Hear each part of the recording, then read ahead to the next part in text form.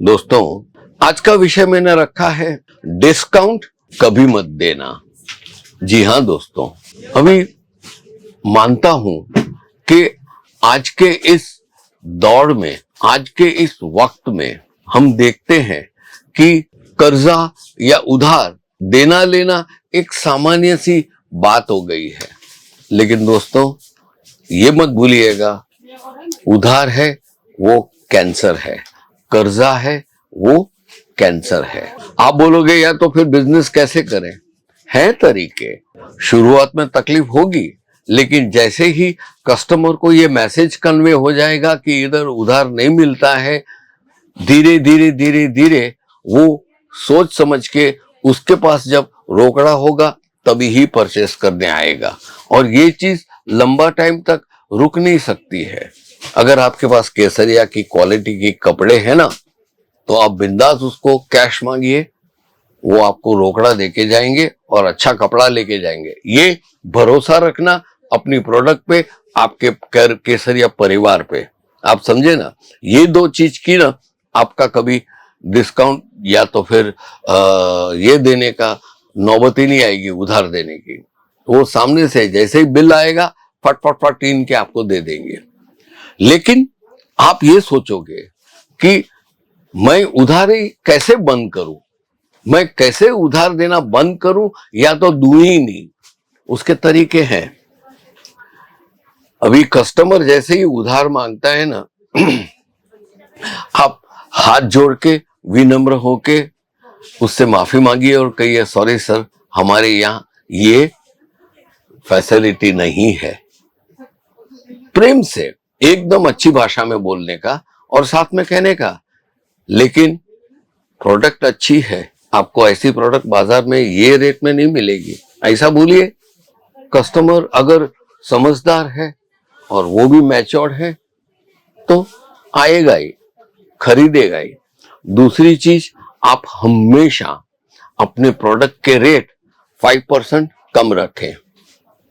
आपने 100 रुपए की साड़ी ली और आप 150 रुपए में बेचना चाहते हो, 150 में 5% कम करके आप अपने डिस्प्ले में रखिए और कस्टमर को बताइए कि मैडम सर, ये डिस्काउंटेड प्राइस में ही हम आपके लिए लाए हैं, इसमें 10% कम दाम में मैं दे रहा हूं, ऐसा करके बोलने का। तो वो थोड़ा कनेक्ट होगा, आपसे कनेक्ट हो जाएगा। तीसरी बात आती है दोस्तों कि आप अपनी दुकान में लिमिटेड स्टॉक के रखिए। जितनी चद्दर है ना उतने ही पैर फैलाइए तो दुखी नहीं होंगे।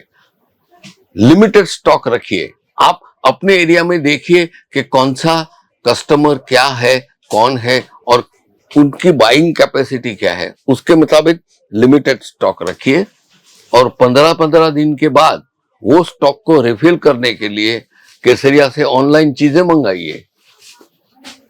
अपने ये स्क्रीन पे जो नंबर लगा है वहां पे संपर्क कीजिए और फिर ऑनलाइन आपको वीडियो कॉल से कैश ऑन डिलीवरी के साथ फैसिलिटी है, आप परचेज कर सकते हो जो डिमांड है उधर। अभी चौथी चीज ये आती है कि आप हमेशा आपके एरिया में जो बहुत ही फास्ट बिकता है ना वही चीज रखो। इसके लिए थोड़ा मार्केट सर्वे आपके एरिया में करना पड़ेगा। आपको पता चलना चाहिए कि यहाँ पे कॉटन ज्यादा चलती है, जॉर्जेट चलती है साड़ियों में, पेटीकोट्स कितने बिकते हैं, ब्लाउज कितने बिकते हैं, कुर्ती कितनी बिकती है, दुपट्टे कितने बिकते हैं। ये स्टॉक आप ध्यान में रखिए और उसके मुताबिक आप परचेजिंग और ऑर्डर कीजिएगा तो क्या हो जाएगा, फटाफट आके बिक जाएगा। उसके बाद बहुत ही इंपॉर्टेंट है, एक काम कीजिएगा, जैसे आप उधार नहीं दे रहे हो ना, तो बैंक से या बाजार से जरूरत से ज्यादा कर्जा न ले। जितनी जरूरत है, आपको लगता है कि पैसे में थोड़ा 25-50 हजार का मेरे को थोड़ा टेंशन होता है, तो बस 25-50 का कर्जा ही लीजिएगा। ये हमेशा ध्यान रखें। और आपके जो कॉस्टिंग बिठाते हो उसमें अगर आपके कर्जे की किस्त 1200 या 1500 की आती है ना, तो उसके पूरे स्टॉक से इक्वल भाग में बेच के वो रेट बढ़ा दीजिए।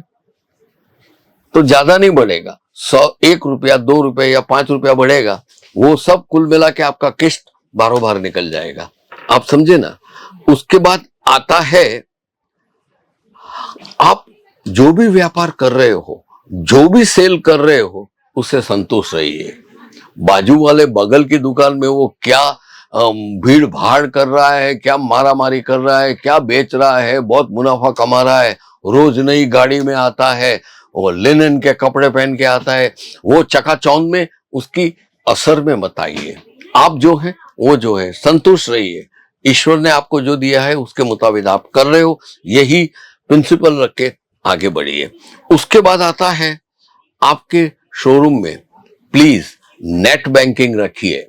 आज नेट बैंकिंग बहुत चलता है, तुरंत ही नो चेक बिजनेस, या तो फिर मैं वो आता हूं ये वो नहीं, कस्टमर को बोलो नेट बैंकिंग है, आपके मोबाइल से ही फट से बैंकिंग हो जाएगा।